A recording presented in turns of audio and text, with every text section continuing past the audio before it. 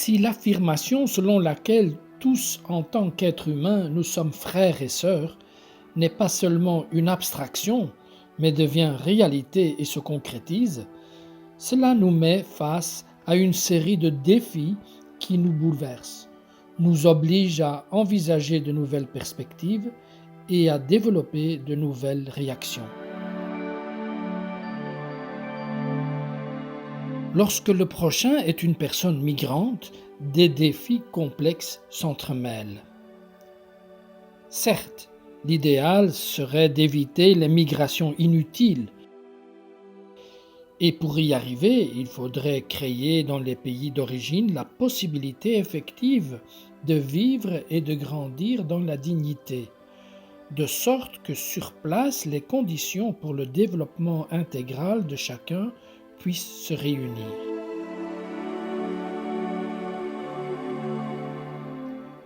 Mais quand des progrès notables dans ce sens manquent, il faut respecter le droit de tout être humain de trouver un lieu où il puisse non seulement répondre à ses besoins fondamentaux et à ceux de sa famille, mais aussi se réaliser intégralement comme personne.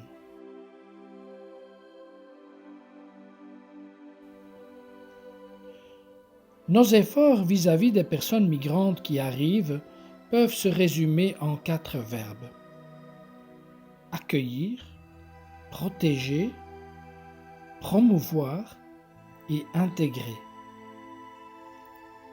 En effet, il ne s'agit pas d'imposer d'en haut des programmes d'assistance, mais d'accomplir ensemble un chemin à travers ces 4 actions pour construire des villes et des pays qui, tout en conservant leurs identités culturelles et religieuses respectives, soient ouvertes aux différences et sachent les valoriser sous le signe de la fraternité humaine.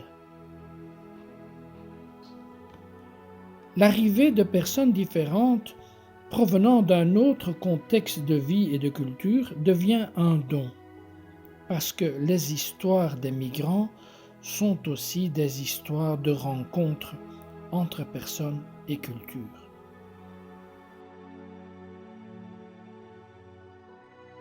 Pour les communautés et les sociétés d'accueil, ils représentent une opportunité d'enrichissement et de développement humain intégral de tous. C'est pourquoi je demande en particulier aux jeunes de ne pas se laisser enrôler dans les réseaux de ceux qui veulent les opposer à d'autres jeunes qui arrivent dans leur pays, en les présentant comme des êtres dangereux et comme s'ils n'étaient pas dotés de la même dignité inaliénable propre à chaque être humain. D'autre part, lorsqu'on accueille l'autre de tout cœur, on lui permet d'être lui-même, tout en lui offrant la possibilité d'un nouveau développement.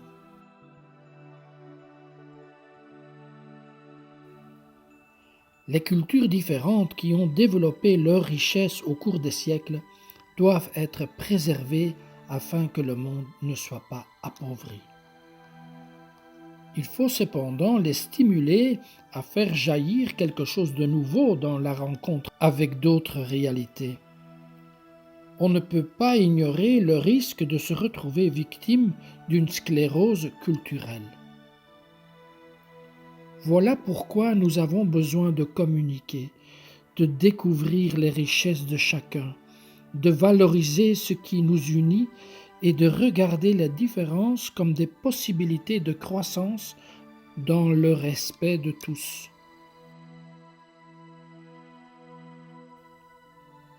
L'Occident pourrait trouver dans la civilisation de l'Orient des remèdes pour certaines de ces maladies spirituelles et religieuses causées par la domination du matérialisme.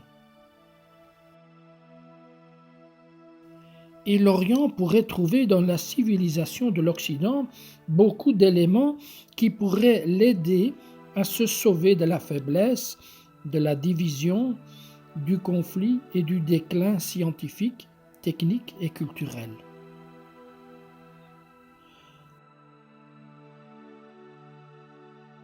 Un pays qui progresse à partir de son substrat culturel original est un trésor pour l'humanité tout entière.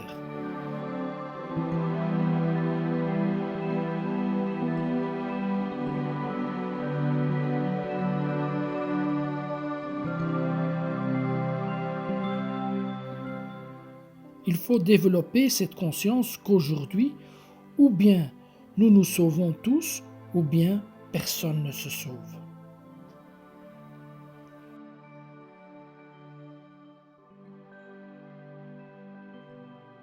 La pauvreté, la décadence, les souffrances, où que ce soit dans le monde, sont un terreau silencieux pour les problèmes qui finiront par affecter toute la planète.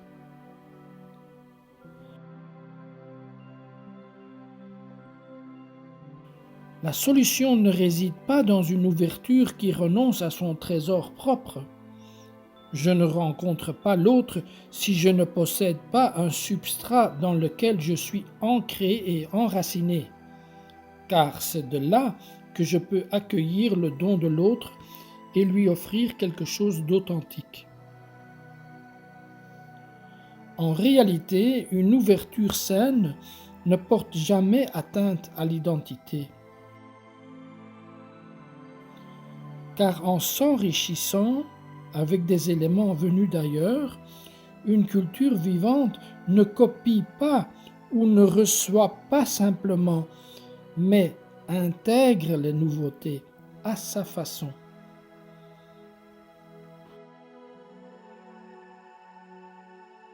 Cela donne naissance à une nouvelle synthèse qui profite finalement à tous, parce que la culture d'où proviennent ces apports finit par être alimentée en retour.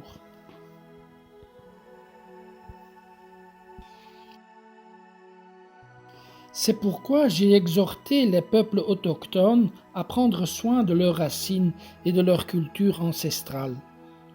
Mais je ne propose pas un indigénisme complètement fermé, historique, figé, qui se refuserait à toute forme de métissage, puisque la propre identité culturelle s'approfondit et s'enrichit dans le dialogue avec les différences.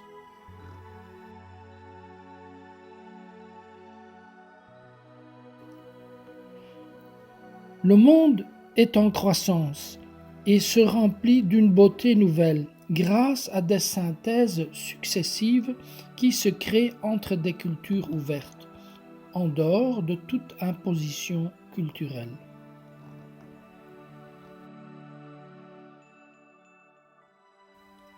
Cette approche suppose en définitive qu'on accepte sans réserve qu'aucun peuple, tout comme aucune culture ou personne, ne peut tout obtenir de lui-même. Les autres sont constitutivement nécessaires pour la construction d'une vie épanouie. La conscience d'avoir des limites ou de n'être pas parfait, loin de constituer une menace, devient l'élément clé pour rêver et élaborer un projet commun. Car l'homme est tout autant l'être frontière qui n'a pas de frontières.